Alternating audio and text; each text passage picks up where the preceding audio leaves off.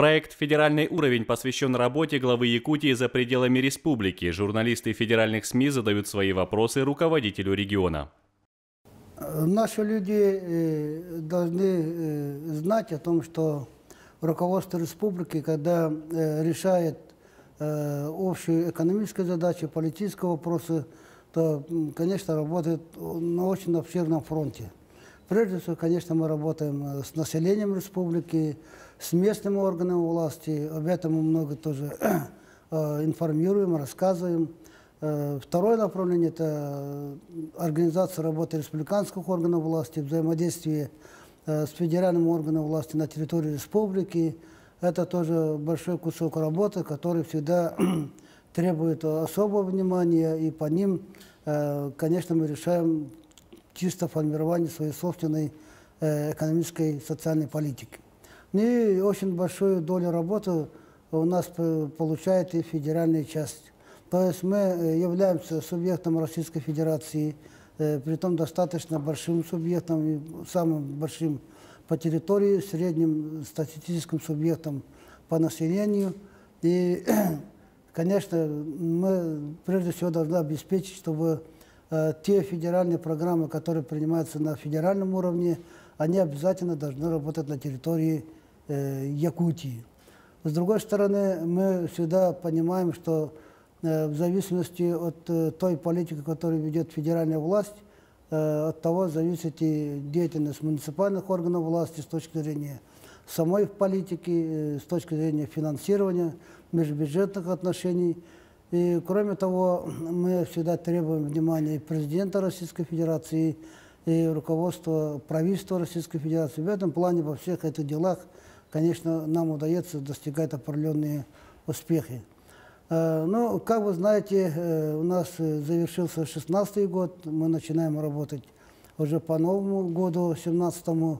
Я уже информировал об этом, о том, что в конце года мы с крупными нашими руководителями предприятий провели разговор о задачах 2017 года, подводили итоги.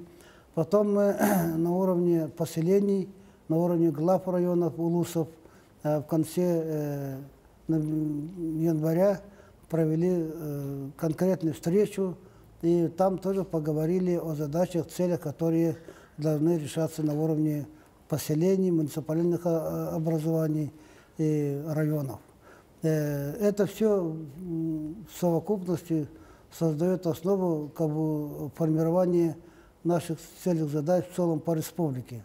Ну и пришла очередь работать уже с федеральным центром.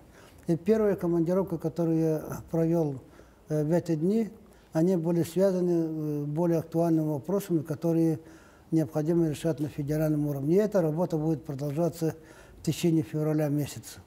Но на этой командировке первая встреча была. Мы традиционно в Министерстве природных ресурсов в Роснедре каждый год проводим в начале года совещания, подписываем протоколы с этим руководителем этого агентства по Роснедрам, господином Киселевым Евгением Александровичем. И, конечно, обсуждаем очень серьезные вопросы. Вопросы, связанные с недропользованием. Речь идет об освоении месторождений в Якутии, кто насколько эффективно работает, кто имеет проблемы, по каким направлениям, по золотодобыче, по алмазодобыче, по нефти, газу, по другим полезным ископаемым, какие планы составлять, как дальше работать, какие требования ставить. Вот это вопросы заранее в начале года обговариваем. И подводим, конечно, итоги прошлого года. Мы считаем, что прошлогодние договоренности полностью выполнены. И на 2017 год у нас будет ставка сделана по продаже так называемых месторождений рассыпного золота, чтобы максимум привлечь в рамках нашей общей задачи в республике развития малого производства или местного производства, чтобы наши предприятия небольшие участвовали в добыче золота. Мы стараемся сейчас сформулировать такие месторождения, где можно участвовать всем нашим ребятам. Такой опыт уже начался в республике. Наши предприятия в количестве с техникой там 5-6 и на 50-100 килограммов уже появляются предприятия, которые могли бы работать на золотодобыче. Эту линию будем вести.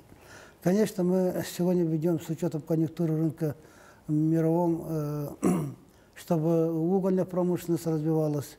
Здесь тоже повели очень четкие конкретные разговоры. Мы помогли компании «Алроса», и в том числе «Алмазу» Манабара,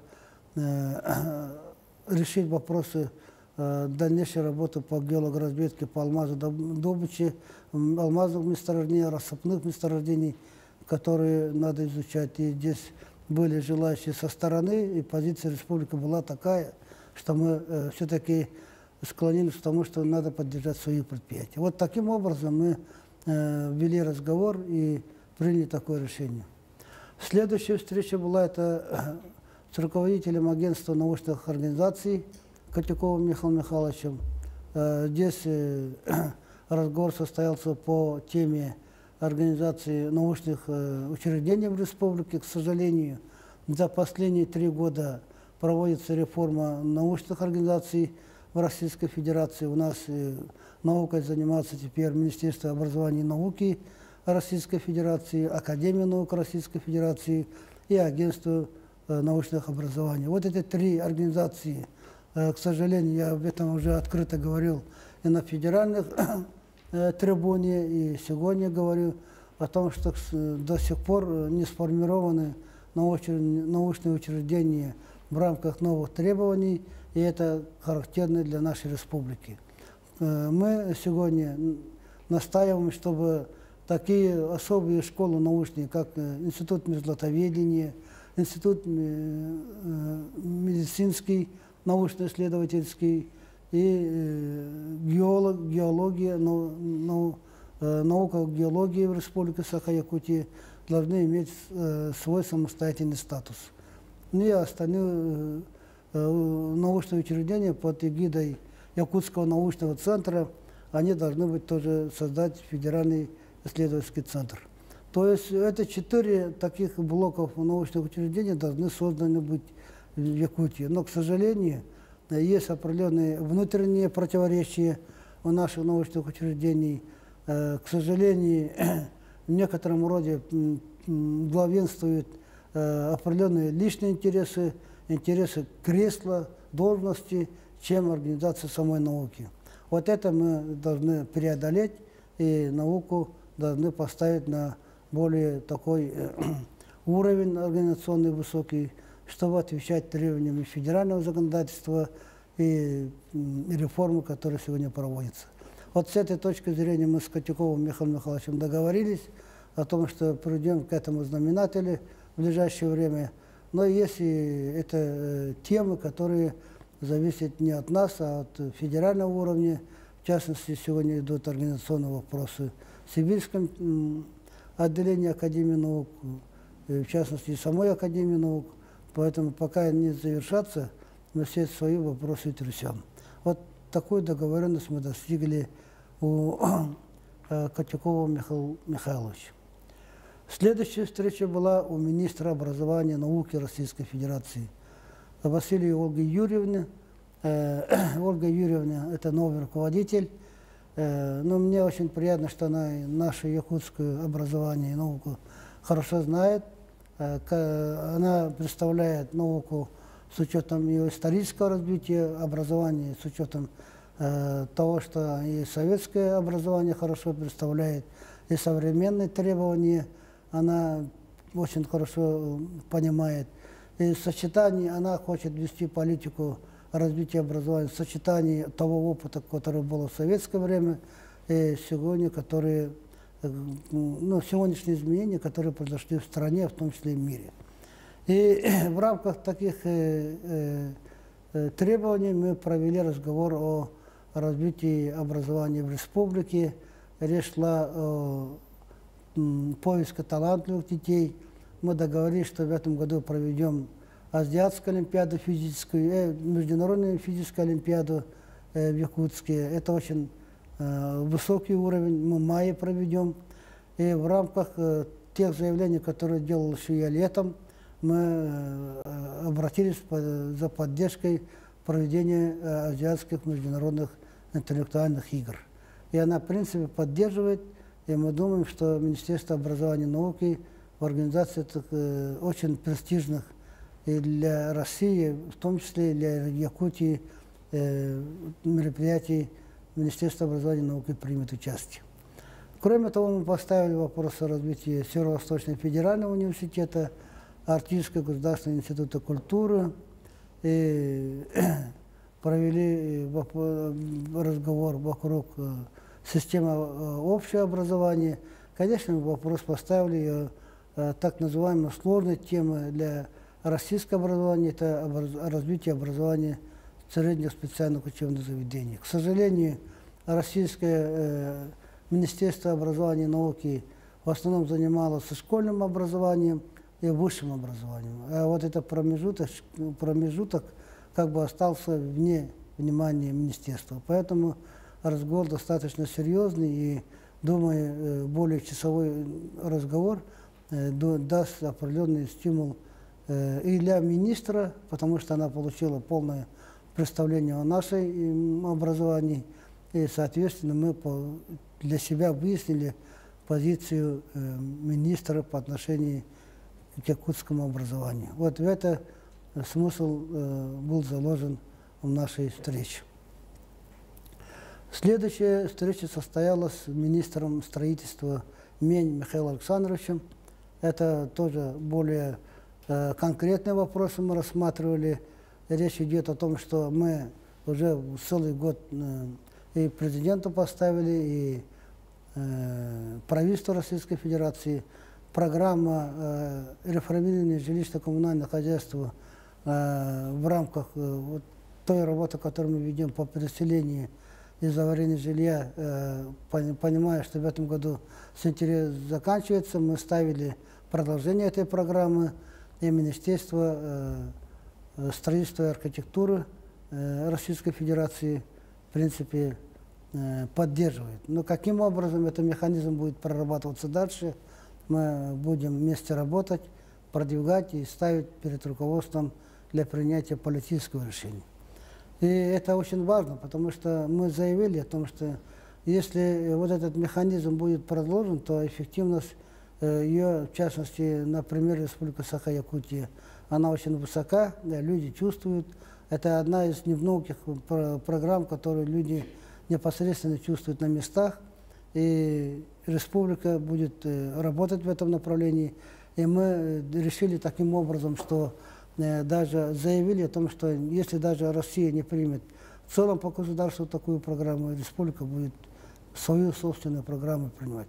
Но это будет уже очень медленный ход событий. Мы эту программу одни осилить не можем в полном объеме, как сегодня темпы созданы, но все равно ради людей, ради населения республики продолжать мы будем.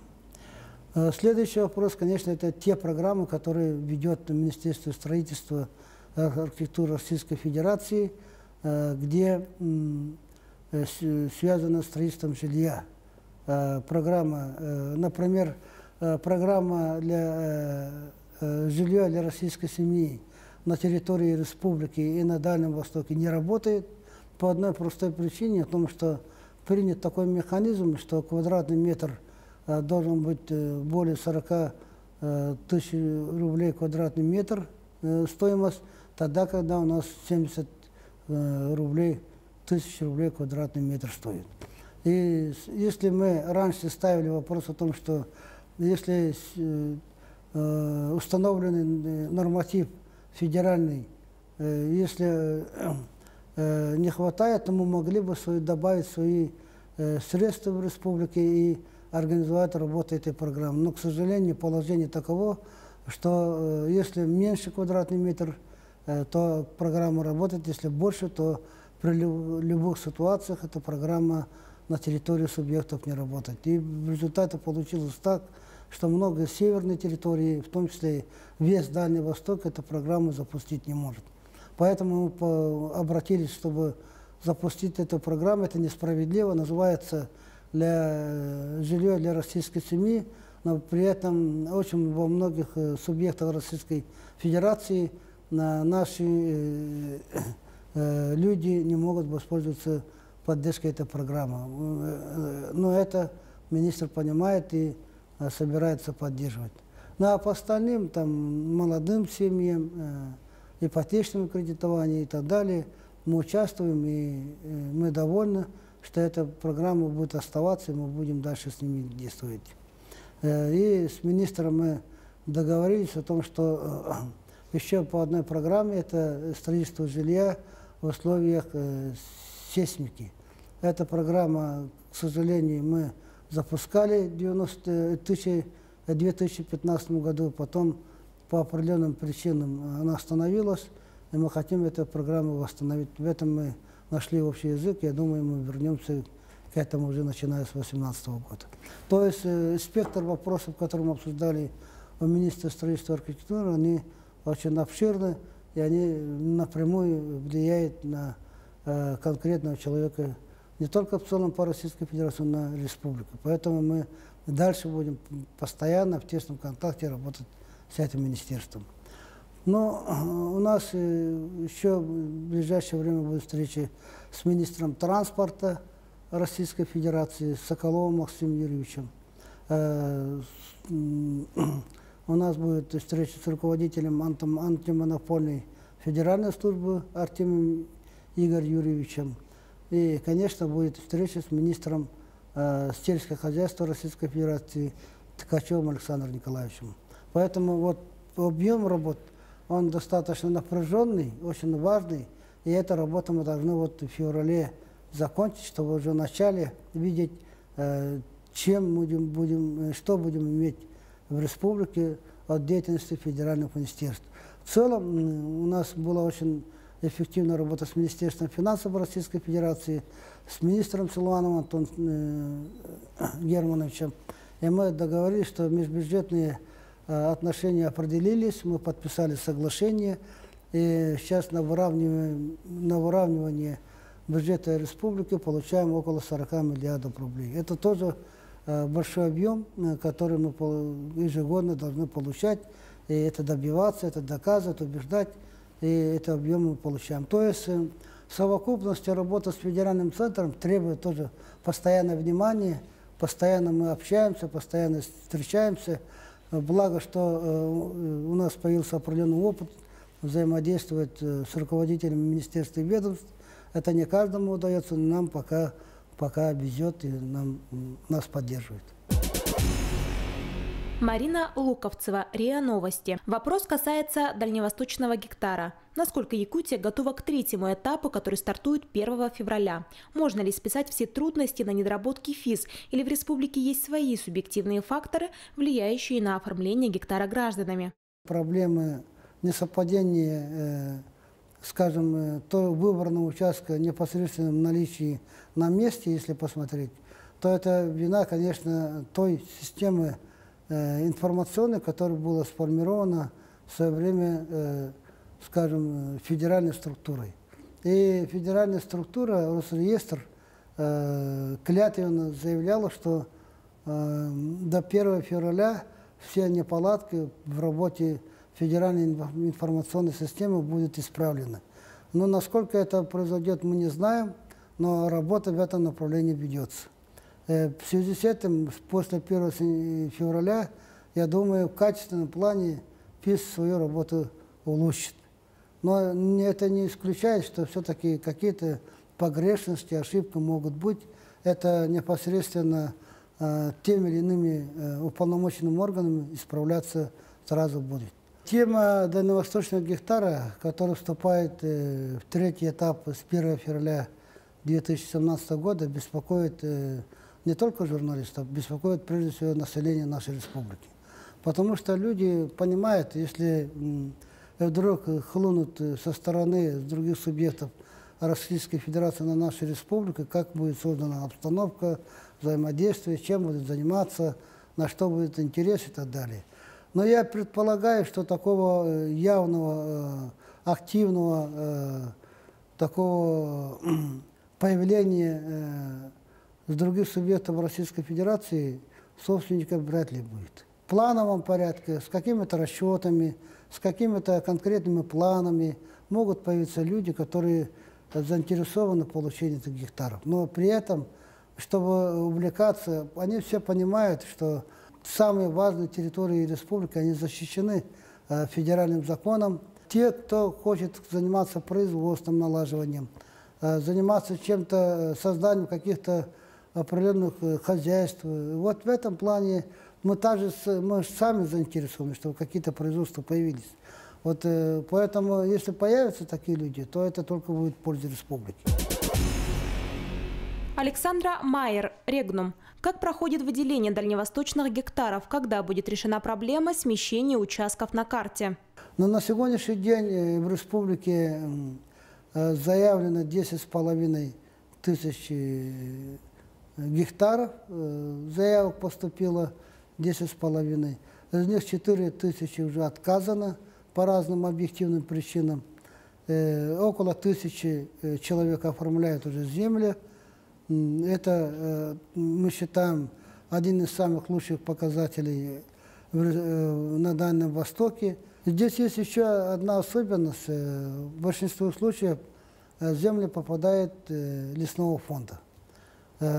И сегодня наш департамент по лесному хозяйству полностью готов и занимается. Проблемы несовпадения. Федеральная структура, Росреестр, заявляла, что до 1 февраля все неполадки в работе федеральной информационной системы будут исправлены.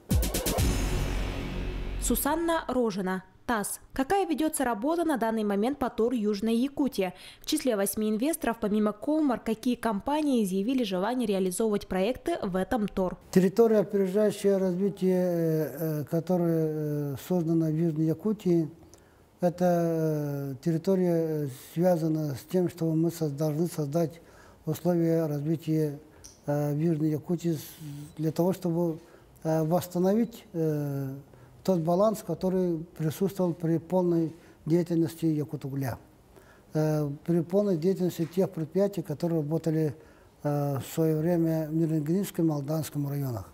Сегодня мы поддерживаем создание территории, опережающей развитие, хотя для республики это может быть достаточно с большой нагрузкой, потому что когда территория, опережающая развитие, основным стимулом, основным механизмом привлечения инвестиций является освобождение от налогов. И мы, в частности, вот в Южной Якутии по перспективе должны терять год по 2 миллиарда рублей налогов. Да, это на первый взгляд как бы очень сложно слышится и смотрится. Но с другой стороны, мы должны создать таких налогоплательщиков крупных, которые в год будут давать 20 миллиардов рублей налогов.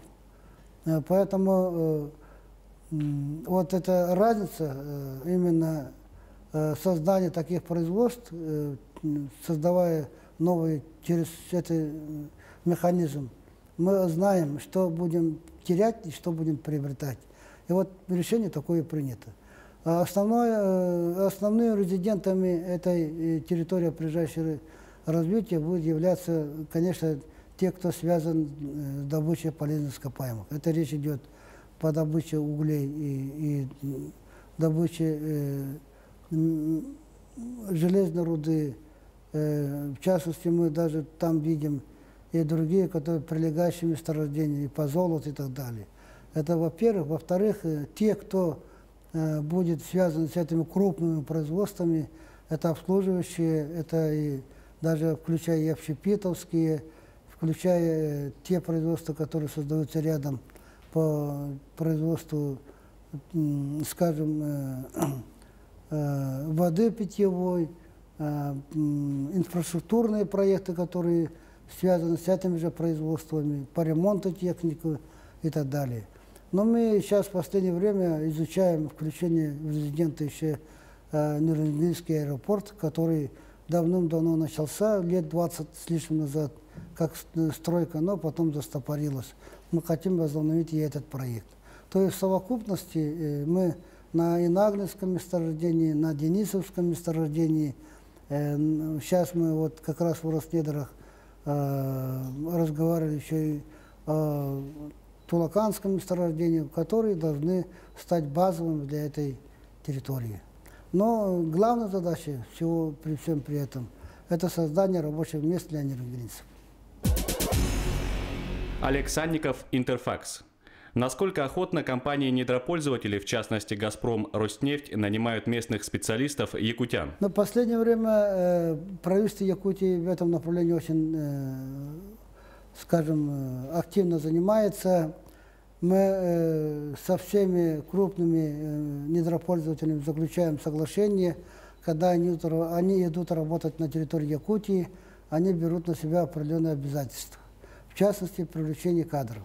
Конечно, активно мы работаем и с теми, кто раньше работал, и сегодня приходят крупные компании. Я просто приведу несколько примеров. Сургутнефтегаз, например, уже давно работает у нас, 2500 местных кадров работает. Они привлечены со всех районов республики, и в том числе с Ленского района. Или Транснефть, у нас тоже около 1000 человек работает. Или, смотрите, Алроса, компания, которая у нас на территории, вот за последние, вот с того момента, когда я стал руководителем республики, то есть 2010 года, приняла на работу вот за это последние годы 18 тысяч местных кадров. Это же большой объем. Единственное, наши претензии о привлечении местных кадров к Алросе, например, нет. У нас к ним претензии только в том, что в руководящих кадрах Алроса кадров наших нет. Вот поэтому мы сейчас пытаемся толкать вот как бы руководящие должности наших специалистов. Или выращивали те местные кадры, которые работали внутри компании. Сегодня и Татарахнефтегаз Добыча, это Роснефти, дочерние предприятия, и те, которые приходят сегодня, они тоже обязуются привлекают местных кадров. Так, кроме того, обучают каждый год. Сегодня более 2000 специалистов, которые по разным договоренностям работали в течение 5 лет. Они закончили учебу и трудоустроились в этих предприятиях. Конечно, желающих больше, но при этом вот такие цифры у нас есть.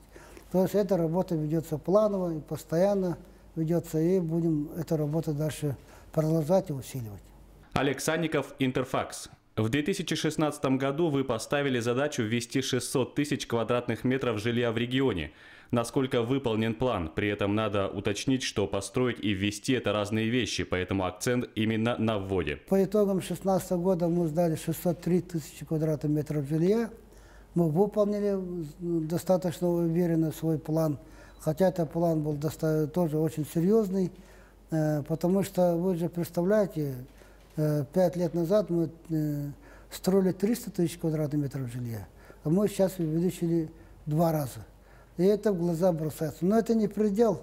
Я говорил о том, что к 100-летнему юбилею мы будем строить в год 1 миллион квадратных метров жилья. То есть на одного человека, живущего на территории, будем строить 1 квадратный метр жилья в год. Это в обязательном порядке надо добиться, чтобы улучшить жилищные условия в республике. Это достижимо, это реальная картина, но этим надо постоянно заниматься и людей поддерживать. Это, во-первых. Во-вторых, это если на фоне российской экономики, на фоне субъектов Российской Федерации, то это очень хороший показатель, об этом отметил министр строительства, архитектуры Мень Михаил Александрович. Когда мы с ним встречались, он говорил о том, что в целом по России жилищное строительство сокращается, а в Якутии наращивается. Это, конечно, очень важно, и этот вопрос сегодня для нас является принципиальным, и эта политика будет продолжаться. Юрий Васильев, Лента.ру. Как республика думает продвигать разработки собственного технопарка, через какие механизмы и институты? Учитывая, что не все имеющиеся разработки цифровые, а географическое положение Якутии не способствует к распространению других, кроме софта, технологий. В республике вообще вести хозяйство очень сложно. Мы понимаем, что мы являемся особым регионом. Это изолированный регион. Вот на такой огромной территории, вокруг которой есть 7 субъектов Российской Федерации, с которыми мы как бы связаны, но при этом на территорию Якутии входит одна дорога. Это Самурская область. И выходит одна дорога в Магаданскую область. И все, больше мы не имеем связи по земле, но в летнее время еще появляется речной транспорт. Вот такой изолированный регион, просто создавать какие-то производства сходу, как в других субъектах, с учетом рынка, где можно рядом продавать, это не может. Потому что мы очень, если что-то произведем, мы можем производить. И даже автомобили, там, бытовую технику, что угодно. Но мы конкурировать за пределами республики не можем. А себе, чтобы продавать, производить, это уже накладно. Поэтому мы должны создавать такие производства, которые можно конкурировать за пределами республики для продажи. Или создавать такие производства, которые обеспечивают постоянно внутреннюю потребность. То есть мы должны особо подходить по развитию производства в республике. И инвестиции привлекать, и создавать это производство. Поэтому с этого года мы начали политику поддержки развития местного производства. Но при этом мы уже сегодня создали Институт развития в республике. Таких субъектов, конечно, в России раз-два и обчелся. Нету таких субъектов, где есть и технопарк. На Дальнем Востоке ни одного технопарка нету, как кроме Якутии. Или это венчурный фонд. За Уралом нету такого фонда, это только в Якутии есть, чтобы поддержать свой бизнес. Или такие институты, как фонды, это и бизнес-инкубаторы, это корпорация развития Якутии. Таких, если в совокупности взять, то, конечно, у нас все условия как бы созданы. Вот на этом фоне, в этих технопарках мы должны таких резидентов найти, чтобы они научились решать те задачи, которые мы перед собой ставим. И этим они занимаются. Вот технопарки, например, мы создали такие производства, которые, развиваясь, создали территорию опережающего развития. Это тоже исключительный случай. Никто не рассчитывает на территории Российской Федерации на базе малого бизнеса создать территорию опережающего развития. А мы создали. Порядка исключения, порядка эксперимента, порядка примера. Это очень важно. И технопарк здесь является как бы основополагающим. И потому что технопарк изучает все моменты, которые мы сегодня говорим, о том, что иметь надо, иметь те особенности, как бы определить для себя, иметь в виду те особенности, которые имеет наша республика. Но одним из таких направлений, например, является IT-технологии. IT-технологии это там не надо, скажем, возить товары на продажу за пределы там, вагонами или самолетами. Это интеллектуальный труд, который можно ничего не, как бы, держа в руках, продавать этот ресурс, это услуги, товары на мировых рынках. Вот этим наши ребята начали заниматься. Или такие товары народного потребления, которые мы обычно говорим, это ювелирные или еще какие-то виды, которые можно возить за пределы республики, не тратя большие транспортные расходы. Вот с этими моментами, конечно, нам придется очень много работать. Здесь, конечно, технопарк имеет конкретную свою задачу.